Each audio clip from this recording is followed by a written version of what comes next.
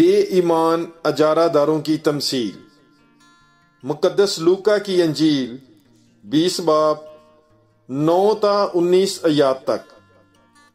پھر وہ لوگوں سے یہ تمثیل کہنے لگا کہ ایک شخص نے تاکستان لگایا اور اسے کئی باغبانوں کو ٹھیکے پر دیا اور مدت کے لیے پردیس میں چلا گیا، اور وقت پر ایک غلام کو باغبانوں کے پاس بھیجا تاکہ وہ تاکستان کے پھلوں میں سے اسے دیں، لیکن باغبانوں نے اسے پیٹ کر خالی ہاتھ لوٹا دیا۔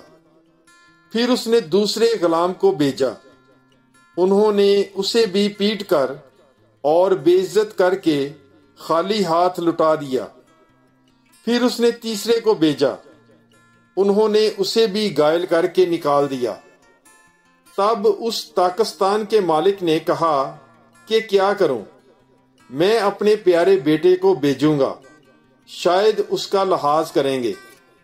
جب باغبانوں نے اسے دیکھا تو آپس میں مشورہ کر کے کہا کہ یہ وارث ہے، آؤ اسے مار ڈالیں تاکہ میراث ہماری ہو جائے۔ تب اسے تاکستان سے باہر نکال کر مار ڈالا۔ اب تاکستان کا مالک ان کے ساتھ کیا کرے گا؟ وہ آئے گا اور ان باغبانوں کو ہلاک کرے گا اور تاکستان اوروں کو سونپ دے گا۔ انہوں نے یہ سن کر کہا، خدا نہ کرے۔ اس نے ان کی طرف دیکھ کر کہا کہ پھر یہ کیا ہے جو لکھا ہے، جو پتھر معماروں نے رد کیا وہی کونے کا سرا ہو گیا ہے۔